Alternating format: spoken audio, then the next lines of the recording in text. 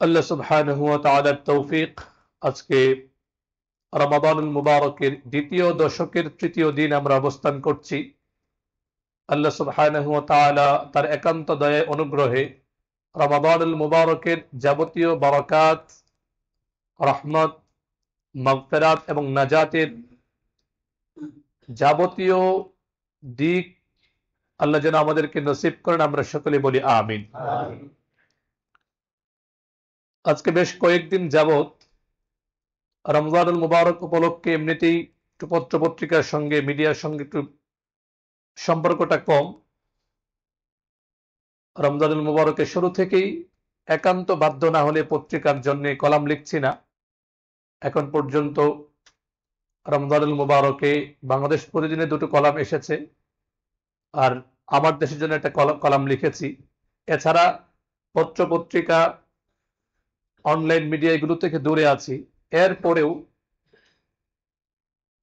দুপুর বেলায় মাদ্রাসায় যখন যাই, আমার দেশ পত্রিকার প্রিন্ট কপিটা একটু দেখা হয়।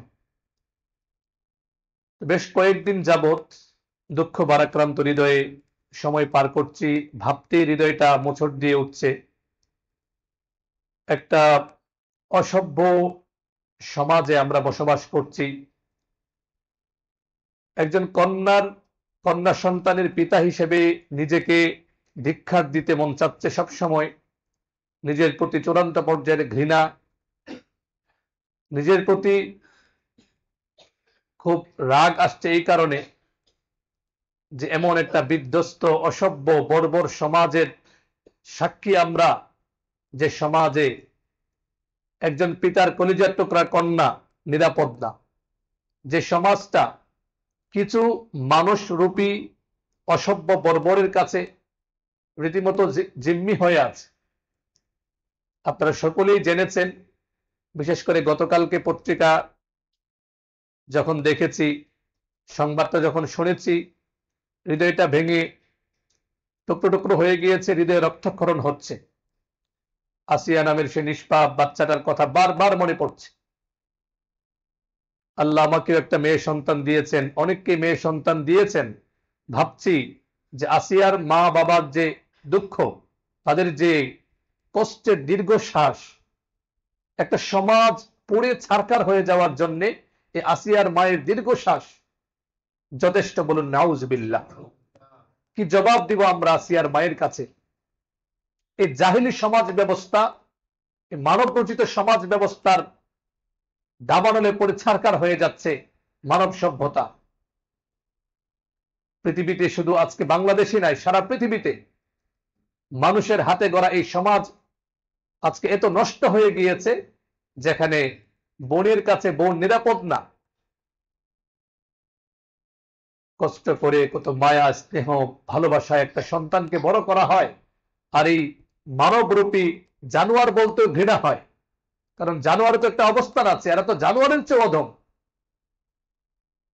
এই অসভ্য বর্বরদের কাছে সমাজ জিম্মি হয়ে গিয়েছে। বারবার ভাবছি, রাতের বেলায় ঘুম আসছিল না অনেক, তারা বিশেষের বিছানায় শুয়ে বারবার ভাবছিলাম যে সমাজকে আসিয়ার বাবা মা কি পরিমাণ ধিক্কার দিচ্ছে। আমরা কি সমাজ রেখে যাচ্ছি আমাদের সন্তানদের জন্য, যে সন্তানদের কোনো নিরাপত্তা নেই। একটু কল্পনা করুন তো, আজকে আসিয়া গিয়েছে, কালকে আমাদের সন্তানদের জন্য এমন হতে পারে না? অসম্ভবের কিছু না। যতদিন পর্যন্ত জাহেলি সমাজ ব্যবস্থাকে কবর দেয়া না হবে, যতদিন পর্যন্ত এই মানব রচিত তন্ত্রমন্ত্রের কবর রচনা না করা হবে, আজকে আসিয়া, কালকে অন্য আরেকটা বাচ্চা, এভাবে চলতে থাকবে। একমাত্র আল্লাহর জমিনে আল্লাহর দ্বীন কায়েমের মাধ্যমে সমাজ ব্যবস্থায় শরিয়া বাস্তবায়ন করা ছাড়া এগুলোর কোনো সমাধান হবে না, ঠিক কিনা? যতই আমরা চিৎকার চেঁচামেচি করি না কেন, যতই কিছু বলি না কেন, আজকে নতুন হয়েছে এগুলো, রক্ত গরম হয়ে যায়, কষ্টে বুকটা ফেটে যায়। কদিন পর পরে শুধু চরিত্র পাল্টায়। কোন সময় দেখা যায় মুমতাহা নামে, কোন সময় আসিয়া নামে, কোন সময় তনু নামে, কোন সময় বিভিন্ন নাম শুধু পরিবর্তন হয়, কিন্তু সমাজের পরিবর্তন হচ্ছে না। বিপ্লব দরকার, অনেক হয়েছে। 53 বছরে, 54 বছরে কত নৃশংস হত্যাকাণ্ড হয়েছে। একটা হত্যাকাণ্ডের যদি শরিয়া ভিত্তিক বিচার হতো, সেই ব্রিটিশদের রেখে যাওয়া পচা নিয়মকানুনের আলোকে বস্তা পচা নিয়ম কানুনের আলোকে এগুলো সমাজ পরিচালিত হচ্ছে। বছরের পর বছর যাচ্ছে, বছরের পর বছর যাচ্ছে, আর এদিকে ধর্ষক নামক এই জানোয়ার অসভ্য বর্বররা ঠিকই বিভিন্ন মার পেছে বের হয়ে চলে আসছে। আল্লাহর কসম, যতই আমরা চিৎকার চেঁচামেচি করি, আল্লাহর জমিনে আল্লাহর দিন কায়েম ছাড়া, শরিয়ার সমাজ ব্যবস্থা ছাড়া, বিচার ব্যবস্থা ছাড়া এগুলো শান্তি আসবে না। যারা দেশ পরিচালনা করছেন যুবক ভাইয়েরা, আপনাদেরকে প্রস্তুত হতে হবে। যারা সামনে দেশের পরিচালনায় আসবেন, একটা কথা মনে রাখবেন, আমাদের স্রষ্টা, আমাদের রবকে, যিনি যে বস্তুটা বানান তিনি জানেন সেটা কিভাবে সুন্দরভাবে চলবে, ঠিক কিনা? যিনি মোবাইল বানিয়েছেন তিনি জানেন যে মোবাইলটা কিভাবে সুন্দরভাবে চলবে। আল্লাহ সুবহানাহু ওয়া তাআলা জমিন আমাদেরকে পাঠিয়েছেন, তিনি জানবেন এই জমিন কিভাবে সুন্দরভাবে চলবে। এই জমিনের মানুষগুলোকে আল্লাহ সুবহানাহু ওয়া তাআলা ভালো রাখার জন্য দুইটা মূলনীতি দিয়েছেন। কয়টা মূলনীতি? দুইটা দিক দিয়েছেন। এক হচ্ছে কিছু মানুষ থাকবে ভালো মানুষ, যাদেরকে তাকওয়া, যাদেরকে আখিরাত, যাদেরকে কোরআনের কথা বললে বাস তাদের ভিতরে যে পশুত্ব মনোবৃত্তি, পশুত্ব বৃত্তি, সেটা থেকে তারা দূরে সরে আসবে, তারা ভালো মানুষ হয়ে যাবে। আর দ্বিতীয় একটা শ্রেণী আছে, ওরা হচ্ছে ক্যান্সার তুল্য, এরা হচ্ছে পচা, এরা এদের অংশ পচে গিয়েছে। এদেরকে আপনি যত কিছুই বলেন, ওদেরকে যতই বোঝান, যতই তাকওয়ার গল্প তাদেরকে বলেন, কাজ হবে না। চোরে কখনো ধর্মের গল্প শুনবে না। এজন্যই তাদের জন্য কোরআন খুলে দেখুন, তাদের জন্য জিহাদের বিধান এসেছে, তাদের জন্য আল্লাহ সুবহানাহু ওয়া তাআলা দণ্ডবিধি দিয়েছেন। এখানে কোন ধরনের কম্প্রোমাইজ করার সুযোগ নেই। আল্লাহ স্পষ্ট ঘোষণা দিয়েছেন, ওয়ালা তাখুযকুম বিহিমা রাফাতুন ফি দীনিল্লাহি ইন কুনতুম তুমিনুনা বিল্লাহি ওয়াল ইয়াউমিল আখির। যদি আখিরাতে বিশ্বাসী হয়ে থাকো, আল্লাহ সুবহানাহু ওয়া তাআলা অপরাধীদের জন্য যে দণ্ডবিধি দিয়েছেন, এটা বাস্তবায়নে তোমাদের মধ্যে যেন কোনো ধরনের অনুকম্পা, দয়া না আসে।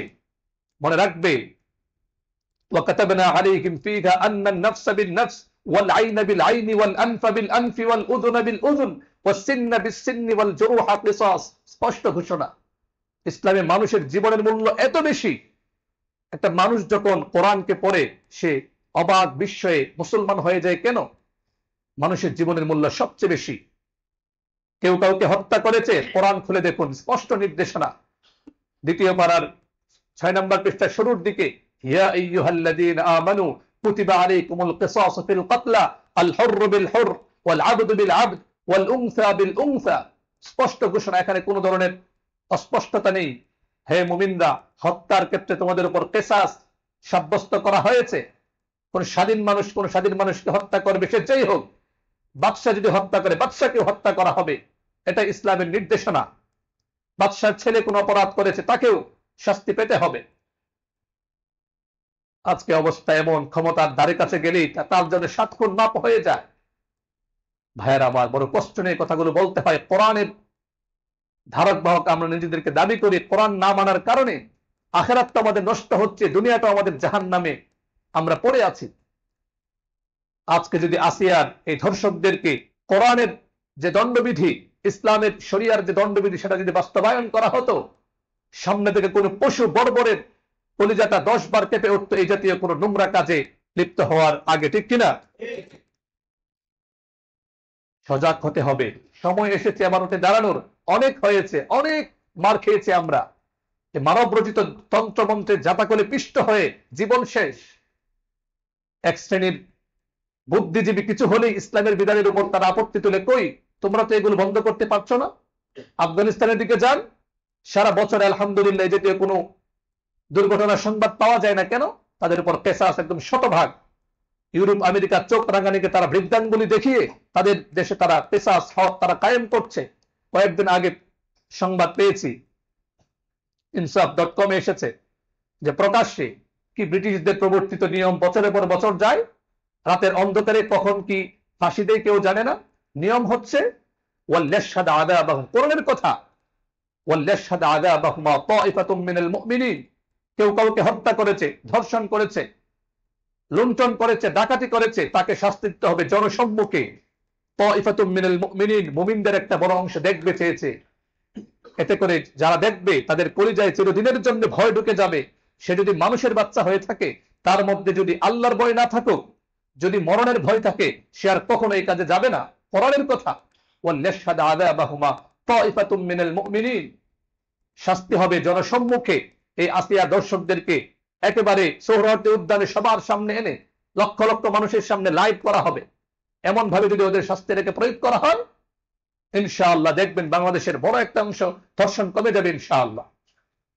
কিন্তু কোরআন থেকে তো দূরে সরে আছে, শুধু মনে করে রমজানে একটু কোরআন তেলাওয়াত করব, ব্যাস। আফসোসের বিষয়, এই কোরআনের বিধান নিয়ে যখন কথা বলা হয়, মুসলমান নামদারি কিছু মুনাফিক তারাই সবার আগে কোরআনের বিরুদ্ধে দাঁড়িয়ে যায়। এরাই কিয়ামতের দিন, গতকালকে আপনারা তাফসীর শুনেছেন, কোরআন তাদের বিরুদ্ধে দাঁড়াবে। শুধু কোরআন তেলাওয়াত করার জন্য নয়, কোরআনের তেলাওয়াত একটা গুরুত্বপূর্ণ ইবাদত, এটা সবসময় মানতে হবে, কিন্তু শুধুমাত্র তেলাওয়াতের মধ্যে যারা কোরআনকে সীমাবদ্ধ রাখে, আল্লাহর কালামকে যারা শুধু তেলাওয়াতের মধ্যে সীমাবদ্ধ রাখে, কিয়ামত তাদের বিরুদ্ধে দাঁড়াবে, কিয়ামতে কোরআন তাদের বিরুদ্ধে দাঁড়িয়ে যাবে। এজন্য ভাইরা আমার, নিজের মেন্টালিটিকে পরিবর্তন করুন, অন্তরে বদ্ধমূল করুন, সন্তানদের অন্তরে বদ্ধমূল করে দিন যে বাবা অনেক হয়েছে, লেনিনের সমাজতন্ত্র, হাবি জাবি কত কিছু গিয়েছে, অনেক কিছু হয়েছে, এবার ইসলামের দিকে আসো, ইলাল ইসলাম মিন জাদীদ, নতুন করে ইসলামের দিকে আসো। শান্তি পেতে চাও পৃথিবীর দিক দিগন্তে, যদি শান্তির দেখা পেতে চাও ইসলামের জীবন ব্যবস্থায় আসতে হবে, ইসলামের দণ্ডবিধি প্রয়োগ করতে হবে, এছাড়া হবে না। একানোর দিকে সাংবাদিক থেকে থাকেন, আপনারা আমাদের কথাগুলো পৌঁছে দিবেন। সংবিধান সংস্কারের নামে বারবার আলোচনা চলছে, অন্তত দণ্ডবিধিটা আমরা আবদার করছি, আমরা দরখাস্ত করছি। দেশের একজন নাগরিক হিসেবে, সাধারণ নাগরিক হিসেবে আমাদের অধিকার আছে, এগুলো বলার অধিকার আছে কিনা আমাদের? এই মিম্বর থেকে শুধুমাত্র নামাজ রোজার কথাই বলা হবে, নাকি দেশ পরিচালনায় ইসলামের মূলনীতির কথা বলা হবে? সব বলতে হবে এখান থেকে। অনেক হয়েছে, শুধু হুজুর এটা বলবেন, ওইটা বলবেন, ওইটা বলবেন না, আর এদিক থেকে সমাজ জাহান্নামে চলে যায়।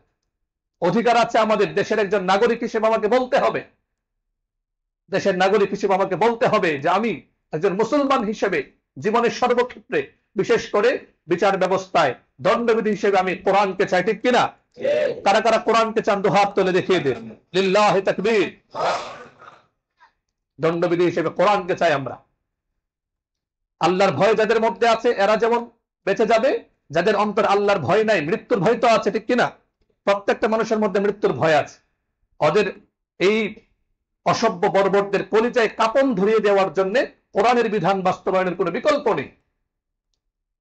কলেজ ইউনিভার্সিটির ছেলেরা, ভাইয়েরা, আপনারা আওয়াজ তুলুন। আপনারা একটা নতুন সমাজ আমাদেরকে উপহার দিয়েছেন, আপনাদেরকে এবার আওয়াজ তুলতে হবে আসল বিপ্লবের, ইসলামের বিপ্লবের, যে ইসলামের মধ্যে ইনসাফ আছে, যে ইসলামের মধ্যে কেবল সফলতা আছে। সন্তানদেরকে এগুলো শেখাতে হবে, ওদেরকে ওদের সামনে মানচিত্র পরিষ্কার করতে হবে। ইসলাম ছাড়া আমাদের কোনো মুক্তি নাই, ইসলাম ছাড়া শুধু মিষ্টি মিষ্টি কথা বলা হবে। সময়ে সময়ে ঠিকই আমাদের উপর যত ধরনের নির্যাতন নিপীড়ন আসবে, একমাত্র ইসলামই পারে পৃথিবীকে সঠিকভাবে সঠিকভাবে আমাদেরকে নিয়ন্ত্রণ করতে। এই পশুদেরকে টেনে ধরতে অন্য কিছু পারবে না। সাময়িক আইন একটা মারবেন আর 10টা সামনে আসবে। আইন করতে হবে কোরআনের আইন, এই ধর্ষকদের বিরুদ্ধে প্রকাশ্যে জনসম্মুখে। সাহাবায়ে কেরামের যুগে তো এমন ছিল, একেবারে এই কোমর পর্যন্ত মাটির মধ্যে তাদেরকে পুঁতে এরপরে পাথর মেরে শেষ করে দিতে হবে। এখানে কোনো ধরনের দয়া চলবে না। দয়া করে করে করে করে সমাজটা ধ্বংস হয়ে যাচ্ছে। আমরা সবাই আমাদের আপন আপন জায়গা থেকে আমরা দাবি জানাবো, দণ্ডবিধি ইসলামের আলোকে হোক, সমাজটা ইসলামের আলোকে হোক। আল্লাহ তৌফিক দান করুন, বলুন আমিন। দোয়া করি আল্লাহ তাআলা যেন আসিয়ার বাবা মাকে, আসলে কোনো ভাষা নেই, পৃথিবীর ভাষাগুলো এখানে অক্ষম। আমাদের প্রায় অনেকেরই মেয়ে আছে, আমরা জানি, ভাবতে কলিজাটা মোচড় দিয়ে উঠে। মেয়ের সঙ্গে যখন কথা বলি ভাবি, আসিয়াও তো এভাবে কত আদর মায়ের বড় হয়েছিল মেয়েটা। কি জবাব দিবে সমাজ আসিয়ার কাছে? একটা দীর্ঘশ্বাস, একটা সমাজ পুরো ছারকার হয়ে যাওয়ার জন্য যথেষ্ট। এরপরে আমরা যেহেতু শরিয়ার বাইরে যেতে পারি না, এতটুকু আমরা বলতে পারি নবী সাল্লাল্লাহু আলাইহি ওয়াসাল্লামের সুন্নাহ। আল্লাহ তাআলা যেন আসিয়ার মা বাবাকে সবরে জামিল ইখতিয়ারের তৌফিক দান করেন, বলুন আমিন। আসিয়া যেন কিয়ামতের দিন এই বাবা মাকে নিয়ে সুপারিশ করে আল্লাহর জান্নাতে নিয়ে যেতে পারে, আল্লাহ তৌফিক দান করেন, বলুন আমিন। পাশাপাশি আমাদের প্রত্যেকটা মেয়ে প্রত্যেকটা মেয়েকে আল্লাহ সুবহানাহু ওয়া তাআলা যেন হেফাজত করেন। আপনি কত কত ভাবে নিজের মেয়েকে হেফাজত করবেন যদি আল্লাহ হেফাজত না করে? একটা মেয়েকে ঘর থেকে বের হতে হয়, একটা মেয়েকে বিভিন্ন জায়গায় যেতে হয়, ইচ্ছায় অনিচ্ছায়। পর্দা তো অবশ্যই জরুরি, এরপরে অনেক সময় পর্দা সহকারে বিভিন্ন জায়গায় যেতে হয়। যদি উন্নত সমাজ ব্যবস্থা, উন্নত মানে ইউরোপ আমেরিকার মডেলের উন্নত না, আমাদের তো মন মস্তিষ্ক এত নষ্ট হয়ে গিয়েছে। উন্নত দেশ বলতে প্রথমে আমাদের মস্তিষ্কে আসে আমেরিকা, উন্নত দেশ বলতে আসে আমাদের ইউরোপ আমেরিকা। অথচ উন্নত দেশ মানে কি? শরিয়ার আলোয় উদ্ভাসিত দেশ হচ্ছে উন্নত দেশ। সব সময় সতর্ক থাকবো আমরা আমাদের সন্তানদেরকে, যারা ছেলে আছেন, যারা পুরুষ আছেন, আমরা মানুষ হওয়ার চেষ্টা করি। আমরা শুধু একতরফায় আলোচনা শুনি, মেয়েদেরকে পর্দা করো পর্দা করো, আর পুরুষরা সব ফেরেশতা।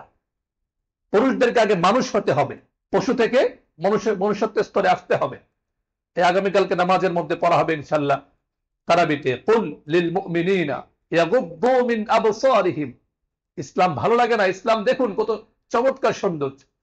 ধর্ষণ জিনা তো দূরের কথা, প্রথম ধাপে ফুল স্টপ দিয়ে দিয়েছে ইসলাম। ইসলাম বলে কুল লিল মুমিনিনা ইয়াগুদ্দু মিন আবসারিহিম।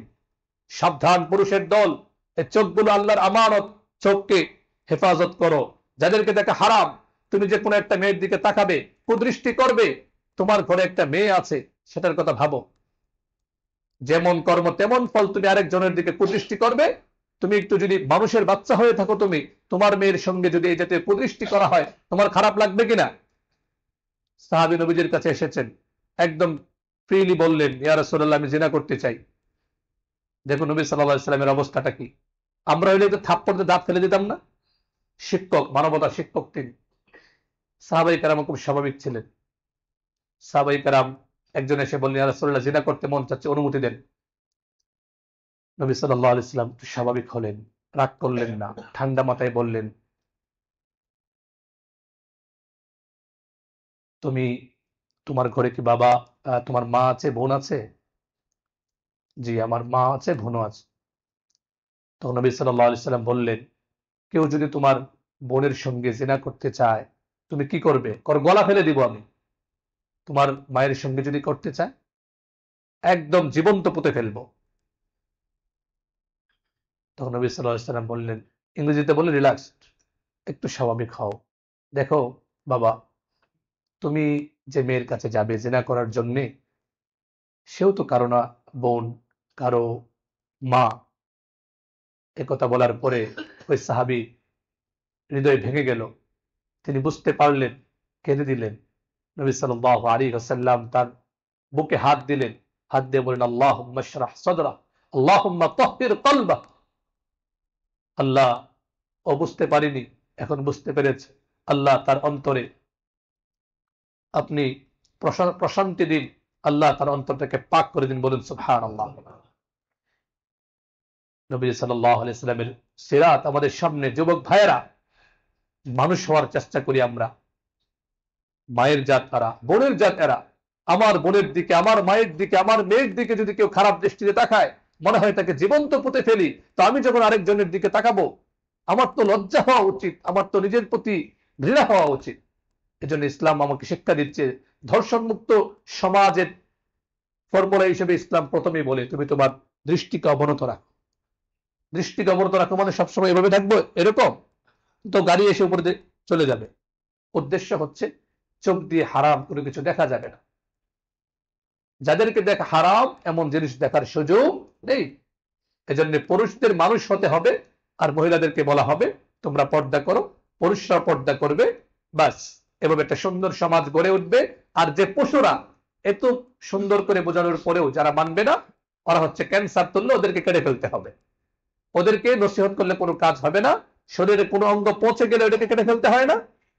ক্যান্সার হয়েছে আপনার পায়ের মধ্যে, আপনি বলেন যে তো গুরুত্বপূর্ণ একটা অঙ্গ পা, এটাকে রেখে দিতে হবে, তো চলবো কিভাবে? চলবেন, পরে একবার কবরে গিয়ে শুয়ে থাকবেন।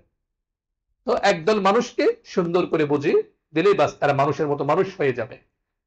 প্রত্যেকটা মানুষকে আল্লাহ তাআলা কামাচার দিয়ে পাঠিয়েছে।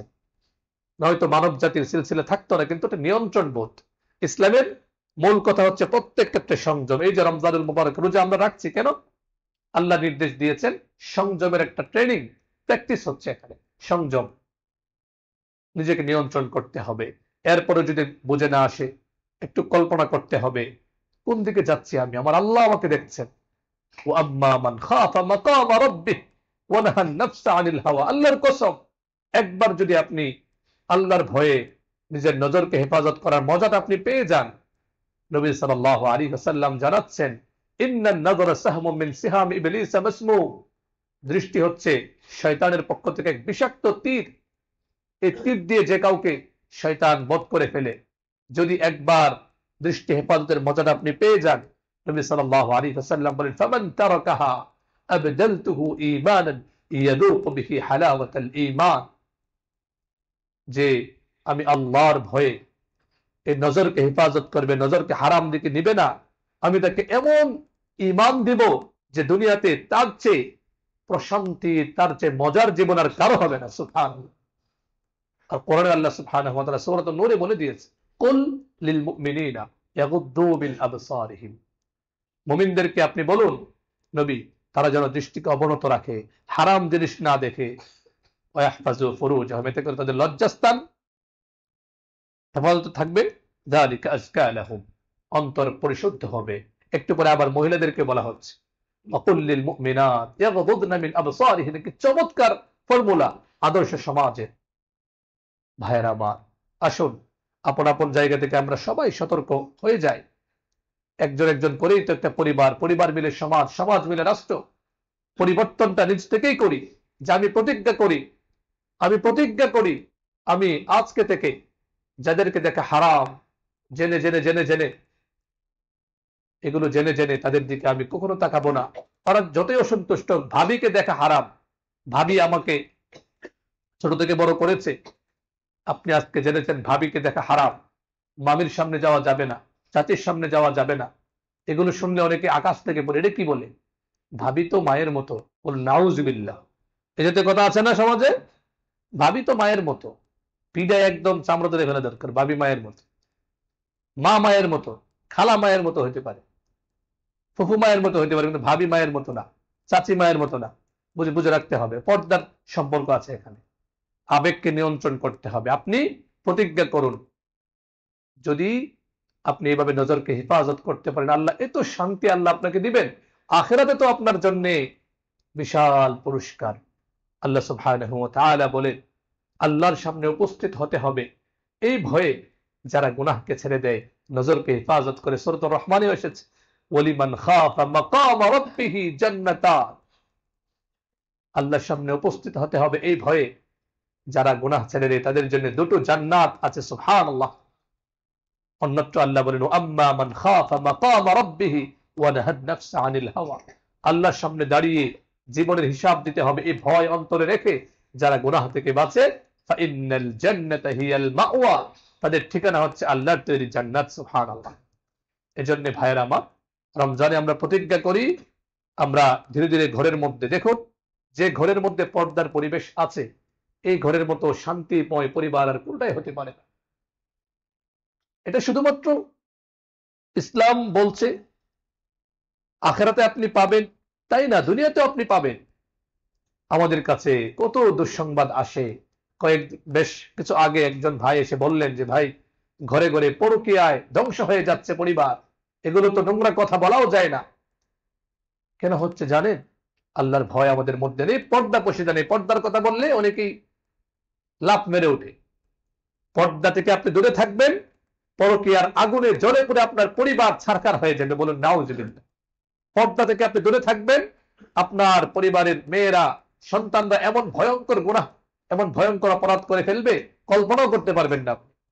নাউজুবিল্লাহ মিন যালিক। ইসলামের এই জীবন ব্যবস্থা এত সুন্দর, এত চমৎকার, এত কার্যকরী। বিশেষ করে আপনি যদি শুধু পর্দার বিষয়টা আপনি দেখেন, ভাবেন, পর্দার বিষয়টা নিয়ে যদি আপনি ভাবেন, আপনি অবাক হবেন কিভাবে ছিদ্রগুলো বন্ধ করে দেওয়া হচ্ছে। যেখান থেকে চারিত্রিক অধঃপতনের একটা আশঙ্কা তৈরি হয়, ফুল স্টপ, সেখানে বন্ধ করে দেওয়া হয়েছে। সুবহানাল্লাহ। আপনি আমি ইসলাম গ্রহণ করে বাবা মায়ের মাধ্যমে ইসলাম পেয়েছি তো গুরুত্ব নেই। ইউরোপ আমেরিকার কনভার্টেড মুসলিমদেরকে জিজ্ঞেস করুন, অনেকেই মুসলমান হয়েছে এই কারণে যে ইসলামের যে পারিবারিক বন্ধনটা, পর্দার যে চমৎকার একটা অনুশীলনী ইসলামের মধ্যে আছে, এটা দেখে অনেক অমুসলিম মুসলমান হয়ে গিয়েছে। আর আমরা বলি বাবি মায়ের মতো, তমুক মায়ের মতো, হুমুক মায়ের মতো বলে আমরা পরিবারকে ধ্বংস করে দিচ্ছি। এজন্য দেখুন, আল্লাহর ওয়াস্তে যদি দুনিয়াতেও বাঁচতে চান, মানুষের মতো মানুষ হয়ে যদি বাঁচতে চান, পর্দার দিকে চলে আসুন। শতভাগ প্র্যাকটিসিং মুসলিম হতে হবে আপনাকে। নয়তো আল্লাহ না করুন হঠাৎ করে আকাশ থেকে পড়বেন, দেখবেন আপনার মেয়ে এমন ভয়াবহ কাজ করে বসে আছে, বাবা মায়ের মেন্টালিটি নষ্ট হয়ে গিয়েছে। কত বড় জালেম আর কত নোংরা চরিত্রে হতে পারলে একটা মেয়ে তার বয়ফ্রেন্ড নিয়ে চলে আসে বাসায়, বাবা মা কিছু বলেন তো কুরবানি জবে করে দেওয়া দরকার ছিল একবার। কিভাবে জবে করে দিবে? নিজেই তো মনে করে ভাবি হচ্ছে মায়ের মতো, বাবা মায়ের তো কোনো ঠিক নেই। কতটা অধপতন হলে একটা মেয়ে তার ছেলে বন্ধুকে নিয়ে আসে, কিসের বয়ফ্রেন্ড গার্লফ্রেন্ডের সংস্কৃতি? সম্পূর্ণ এগুলো এগুলো হচ্ছে চারিত্রিক অধপতনের চূড়ান্ত বহিঃপ্রকাশ। এগুলো একটা মেয়ের সম্পর্ক তার আপন ভাইয়ের সঙ্গে হবে, সম্পর্ক বাবার সঙ্গে হবে, এর বাইরে যাদের সঙ্গে তার পর্দা করা ফরজ এদের সঙ্গে কোনো সম্পর্ক হতে পারে না। বিধ্বস্ত সমাজ ব্যবস্থা। আমরা এগুলো নিয়ে কথা বললে আমাদেরকে কাঠমোল্লা, আমাদেরকে আনকালচার, আনস্মার্ট বলে। পরে যখন এই ভয়াবহ দুর্ঘটনাগুলো সামনে আসে তখন বলে বিচার করতে হবে, এই করতে হবে, সেই করতে হবে। ইসলাম তো এই জন্য শুরুতে বলে সহশিক্ষা হারাম। ইসলাম বলে ছেলেদের আলাদা শিক্ষা হবে, মেয়েদের আলাদা শিক্ষা হবে। স্কুল কলেজের পাশ দিয়ে আজকে যাওয়া যায় না। ছোট ছোট বাচ্চা ছেলে মেয়েদের কথাবার্তা তো আমাদের কানে চলে আসে, আমরা যখন যাই অবাক হতে হয়। ক্লাস 6-7 পড়ে এমন এমন বাচ্চা, ছোট্ট কুকি এসব কথাবার্তা বলে কেন? এই বিধ্বস্ত সমাজের একটা ঘৃণ্য চিত্র এগুলো। আমরা যখন এগুলো বলি বলে হুজুররা শিক্ষা বিরোধী, বলুন নাউজুবিল্লাহ। আফগানিস্তানে হচ্ছে সম্পূর্ণ ভিন্ন, ছেলেদেরটা ভিন্ন, মেয়েদেরটা ভিন্ন। বাংলাদেশে এগুলো করা দরকার, নয়তো ধর্ষণ বন্ধ হবে না। আপনি যদি ছিদ্র বন্ধ না করে, সব দিক থেকে ছিদ্র বন্ধ না করলে, আজকে এদিক দিয়ে একটু পানি বের হবে, আজকে ওই দিক দিয়ে পানি বের হবে, আজকে 5টাকে মারবেন, কালকে 10টা আবার দাঁড়িয়ে যাবে, এভাবেই চলতে থাকবে। এই জন্য পুরোপুরি ইসলামের যে পর্দার অনুশীলনটা, এ তো চমৎকার। এগুলো নিয়ে কথা বললে একদল মানুষের শরীরে চুলকানি শুরু হয়ে যায়। এরা হচ্ছে ওই পশুদের মানুষের মনোবৃত্তি লালন করে। যারা পর্দার বিরোধিতা করে এরা মনে করবেন এদের ভিতরে এক একটা পশু এমন ভাবে বাসা বেঁধেছে, যারাই পর্দার বিরোধিতা করবে ওরা ওদের মধ্যে পশুত্ব, এই ধর্ষণ মনোবৃত্তি ওদের মধ্যে আছে। ওরা যখন তখন এমন ভয়াবহ দুর্ঘটনা ঘটাতে পারে যেটা আর কোনো ভাষা থাকবে না, বলুন নাউজুবিল্লাহ। এজন্য ভাইরা আমার, আমাদেরকে শত্রু মনে করবেন না। এই সমাজ সুন্দর হোক, প্রত্যেকটা মানুষ নিরাপদে বাঁচুক, এটাই আমাদের কামনা। নয়তো কি দরকার ছিল নিজেরকে বনের মুষ তাড়াবো? কথা বলতে কষ্ট লাগে না? কি বলেন, কষ্ট হয় না? এরপর আমরা কেন এগুলো বলি? যদি রক্তকরণ হয়, আপনার মেয়ে যখন এ জাতীয় চারিত্রিক বিপর্যয়ের শিকার হয়, সমাজের একজন নাগরিক সদস্য হিসেবে আমাদের কষ্ট হয়। তখন মনে হয় এই যে তো পর্দার কথা বললাম, যখন মানে না, ভিতরে রক্তকরণ হয় যে কাদেরকে আমরা কোরআনের কথাগুলো বলি। ভাইয়েরা আমার, আসুন, অনেক অনেক কথা আমরা শুনি একদম মজবুত ভাবে। আজকে থেকেই প্রত্যেকটা মেয়েকে আমরা পর্দার উপর অনুসরণ করাবো, নিজেও পর্দা শতভাগ মেনে চলার চেষ্টা করবো তো ইনশাআল্লাহ। মানবেন, দুনিয়াতেও শান্তি পাবেন, সুন্দর একটা স্নিগ্ধ আবেশে নিজের জীবন কাটবে। মানবেন না, ওয়েস্টার্ন কালচারের ল্যাংটা সংস্কৃতি নিয়ে আসবেন, মনে করবেন মেয়েরা যত ছোট কাপড় পরবে এটার মধ্যেই সফলতা। অপেক্ষায় থাকুন, হঠাৎ করে সকালে ঘুম থেকে জেগে দেখবেন আপনার মেয়ে উধাও হয়ে গিয়েছে। আপনার ছেলে এমন মেয়েকে ঘরে নিয়ে এসেছে যেটা আপনি কল্পনা করতে পারবেন না। বংশের চুনখালি মেয়েকে একদম শেষ। এটার জন্য অপেক্ষা আপনি করুন, এটা বাস্তবতা। 1000 বছর ধরে উলামায়ে কেরাম এটা বলতেন, আমাদেরকে শত্রু ভাববেন না। আমরা আপনাদের কল্যাণকামী, দুঃখজনক ওয়ালাকিন লা তুহিব্বুনান নাসিহিন। প্রত্যেক যুগের নবীরা তাদের কওম সম্প্রদায়কে এগুলো বুঝিয়েছিল, ওয়া নাসাহতু লাকুম, দরদের সঙ্গে, আদর মায়া মমতার সঙ্গে আল্লাহর হুকুম মানো, পর্দার বিধান মেনে চলো। কিন্তু সালেহ আলাইহিস সালাম যেমন বলেছিলেন, ওয়ালাকিন লা তুহিব্বুনান নাসিহিন, নবীরা এত আদর মায়া মমতা দিয়ে বোঝানোর পরেও নবীদেরকে বলা হতো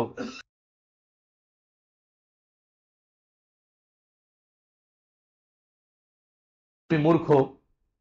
বর্তমান যুগে উলামায়ে কেরামকে এসব বলা হয় না? পর্দার কথা বললে কি বলে?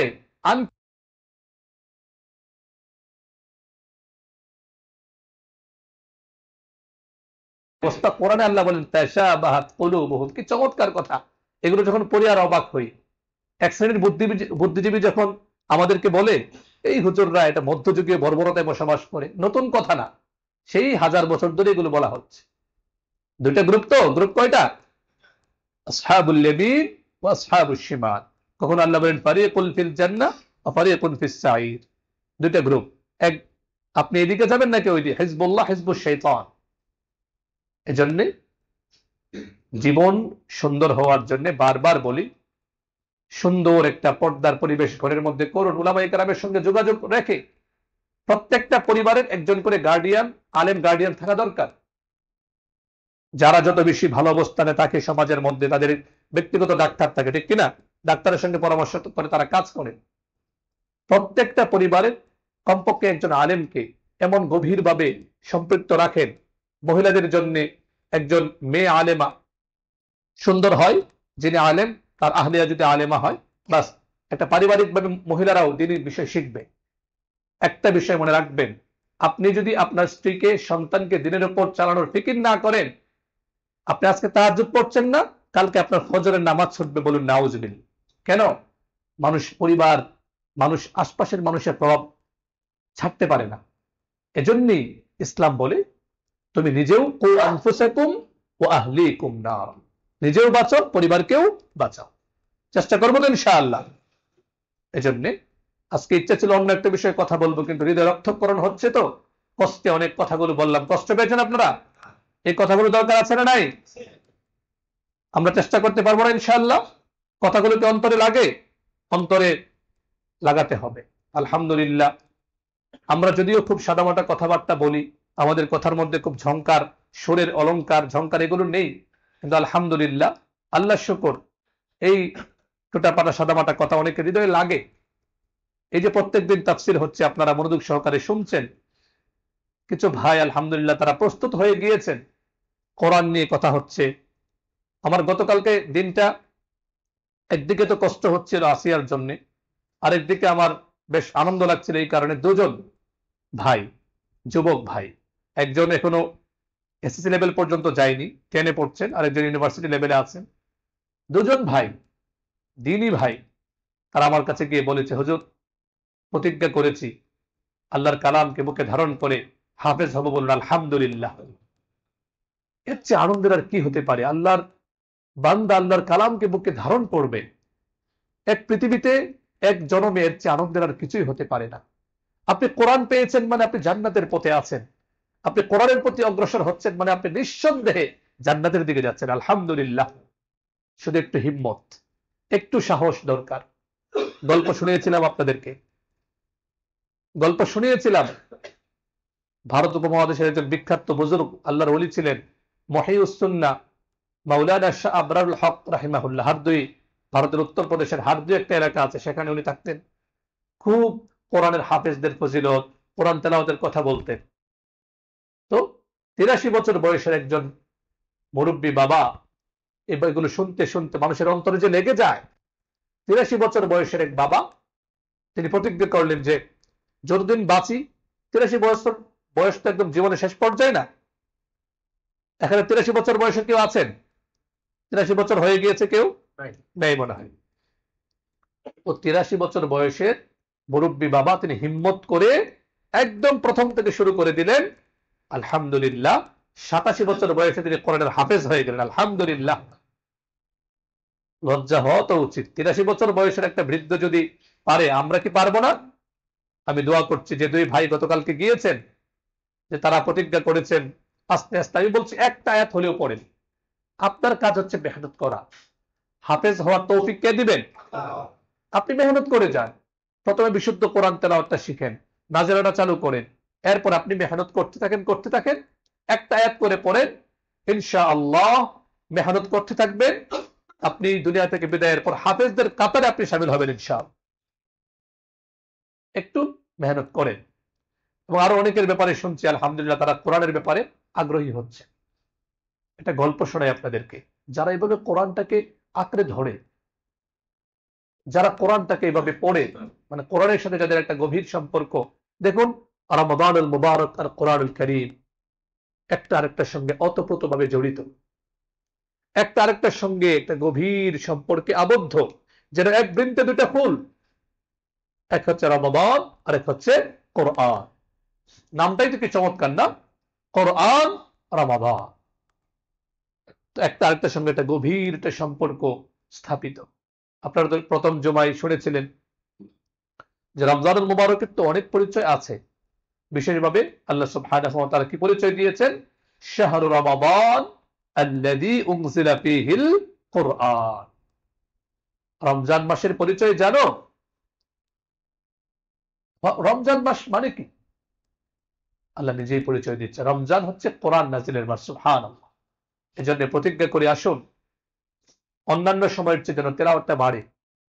কিছু ভাই তো আলহামদুলিল্লাহ আগ্রহী হচ্ছেন, আর কিছু ভাই তাদের জন্য যে কি শব্দ চয়ন করব, আমি দোয়া করি তাদের জন্য আল্লাহ যেন আমাদের জবান দিয়ে এমন ভাষা দিয়ে দেন যে ভাষাগুলো তাদের অন্তরে গিয়ে তাদের যে আবদ্ধ দরজাটা খুলে দিবে, তারাও যেন আগ্রহী হবে। দেখুন, আমরা বিশেষ করে আমি ব্যক্তিগতভাবে, আপনারা জানেন যে আমি সবসময় চেষ্টা করি মধ্যম পন্থায় কথা বলতে, সবসময় চেষ্টা করি কাউকে যেন আঘাত দিয়ে কথা বলা না। হ্যাঁ, আল্লাহর বিধান বাস্তবায়নের ক্ষেত্রে আপনি বলেন যে একটু আগে যে খুব জোরালো ভাষণ দিয়েছেন, সেটা ভিন্ন কথা। কারণ নবী সাল্লাল্লাহু আলাইহি ওয়াসাল্লাম যখন আল্লাহর হুদুদের ব্যাপারে কোনো কথা বলতেন, তখন খুব জোরালো ভাষণ দিতেন। গল্প আপনারা শুনেছেন, এক মহিলার হাত কাটার বিষয়ে ফায়সালা হলো, সে চুরি করেছিল। তো নবী করিম সাল্লাল্লাহু আলাইহি ওয়াসাল্লাম অনেক দয়ালু ছিলেন না, রাহমাতাল লিল আলামিন কোরআনে কারিমে বলা হয়েছে। তো ওই মহিলার পরিবারের লোকেরা, বংশের লোকেরা এসে উসামা রাদিয়াল্লাহু আনহুর মাধ্যমে একটু সুপারিশ করাতে চাচ্ছিল যে ইয়া রাসূলুল্লাহ, এই মেয়ে মহিলার হাত কাটলে তো এটা বদনাম হয়ে যায়। এই কথা শুনে নবী সাল্লাল্লাহু আলাইহি ওয়াসাল্লাম তেলে বেগুনে জ্বলে উঠলেন, এমন রাগ করলেন। রাগ করে উসামা রাদিয়াল্লাহু আনহুকে যে কি করবেন, উনি রাগে অগ্নিশর্মা হয়ে বললেন, ইয়া উসামা ওয়াল্লাহি লাউ আন্না ফাতিমা বিনত মুহাম্মদ সারাকাত লাকাতাতু ইয়াদাহা। মুহাম্মদ, উসামা, মনে রেখো, তুমি আজকে ওই মহিলার জন্য সুপারিশ করতে এসেছো, আল্লাহর বিধানের ব্যাপারে তুমি সুপারিশ করছো। আল্লাহ দণ্ডবিধি দিয়েছেন যে ওয়াসসারিকু ওয়াসসারিকাতু ফাকতাউ আইদিয়াহুমা, চোর পুরুষ মহিলা তার হাত কেটে দিতে হবে, আর তুমি বলছো এটাকে না করার জন্য। সাবধান, তোমাকে সাবধান করে দিচ্ছে ওসামা। শুধু এই মহিলাই না, লাউ আন্না ফাতিমা বিনত মুহাম্মদ, ইসলামের শিক্ষা দেখুন। আর আমাদের অবস্থা হচ্ছে কি, এমপি মন্ত্রীর ভাই বেরাদো 14 গোষ্ঠী অপরাধ করলে 7 খুন মাপ। আর নবী সাল্লাল্লাহু আলাইহি ওয়াসাল্লাম বলছেন, আমার কলিজার টুকরা ফাতেমা যদি চুরি করত, মনে রেখো ওসামা, আমি তার হাত কাটতে দ্বিধাবোধ করতাম না। সুবহানাল্লাহ। এই হচ্ছে ইসলাম। তো বলছি, আমি সবসময় চেষ্টা করি একটু আদর মায়া মমতার সঙ্গে বলতে। কাউকে আঘাত দিয়ে কথা বলে, এটা আমার মেজাজের খেলাফ। আমাদের উস্তাদরা আমাদেরকে শিখিয়েছেন যে দাওয়াতি কাজ করবে কাউকে আঘাত দিয়ে না, কাউকে খোঁচা দিয়ে না, মধ্যম পন্থায় দরদের সঙ্গে। তো আমি হয়তো ভাষা খুঁজে পাচ্ছি না, যারা এখনো কোরআনটা বিশুদ্ধ পড়তে পারছেন না, সম্ভব হলে সবার পায়ে গিয়ে ধরতাম যে ভাই, আপনি আল্লাহর বান্দা, আল্লাহর কালামটাকে একটু পড়ুন, আল্লাহর কালামটাকে গভীরভাবে বোঝার চেষ্টা করুন, অন্তত বিশুদ্ধ পড়ুন। এত বলার পরেও কিছু ভাই আমাদের কানে আছে যারা কোরআন পড়তে পারে না। তখন ভাবি, আল্লাহর কাছে দোয়া করি, আল্লাহ এমন ভাষা আমাদেরকে দাও যে ভাষা বললে তাদের অন্তরে গিয়ে এটা ধাক্কা খাবে, তারা যেন প্রস্তুত হয়ে যায়। তো আমরা প্রত্যেক ভাই কোরআনটা বিশুদ্ধ শিখতে পারেন ইনশাআল্লাহ, সবাই চেষ্টা করি, এবং আমাদের সন্তানদেরকেও কোরআন অবশ্যই শিখাবো। আপনারা তো জেনেছেন আলহামদুলিল্লাহ, আমাদের মুয়াজ্জিন সাহেবের যে মাদ্রাসা, মাদ্রাসাতুস সালাম আল ইসলামিয়া, এখানে বাচ্চারা হেফজ পড়ছে। একটা বাচ্চা যদি এখানে হেফজে পড়ে, ইনশাআল্লাহ সাথে সাথে বাংলা অঙ্ক ইংরেজি পড়ানো হয়, সে হেফজ শেষ করবে। হেফজ শেষ করে যদি আপনি তাকে মাদ্রাসায় পড়াতে চান, মাদ্রাসায় পড়ানো উচিত, আলেম হবে, তাহলে সরাসরি সে মাদ্রাসায় গিয়ে 6ষ্ঠ শ্রেণী অর্থাৎ নিজাম জামাতে ভর্তি হতে পারবে। আর যদি ধরেন আপনার মন চাচ্ছে আপনি তাকে ইঞ্জিনিয়ার বানাবেন, ডাক্তার বানাবে, তাহলে স্কুলে 5-এ ভর্তি হতে পারবে না, 6 থেকে ভর্তি হতে পারবেন ইনশাআল্লাহ। আবার আলিয়া মাদ্রাসায় আপনি 6-এ ভর্তি করতে পারবেন। সুন্দর একটা ব্যবস্থা হয়েছে। আমরা আলহামদুলিল্লাহ শুনতে পেয়েছি, আমাদের এই যে তাফসির গুলো শুনে অনেক ভাই তাদের সন্তানদেরকে হাফেজ বানানোর জন্য আগ্রহী হয়েছেন, বলুন আলহামদুলিল্লাহ। আপনি নিঃসন্দেহে জান্নাতের পথে আছেন। আপনি সন্তানকে হাফেজ বানানোর আগ্রহ করেছেন মানেই আপনি জান্নাতের পথে আছেন। আমরা সকলে জান্নাতে যেতে চাই কিনা? আমরা সবাই চেষ্টা করি নিজেও কোরআন শিখি, কোরআনের আলো একটা সুন্দর পরিবার গড়ে তুলি। যার যে ইচ্ছা, আপনার ছেলেকে ডাক্তার বানান, ইঞ্জিনিয়ার, যেটাই বানান, আগে কোরআনের হাফেজ বানাবেন। ঠিক আছে ইনশাআল্লাহ? কারা কারা প্রস্তুত? দু হাত তুলে দেখে দিন। লিল্লাহি তাকবীর। আল্লাহ কবুল করেন, বলুন আমিন। আমাদের সকলকে কোরআনের সঙ্গে একটা গভীর সম্পর্ক তৈরি করে কোরআন নিয়ে চলে আমরা যেন কবরে যেতে পারি। আল্লাহ তৌফিক দান করেন, বলুন আমিন। ওয়া আখিরু দাওয়ানা আলহামদুলিল্লাহি রাব্বিল আলামিন।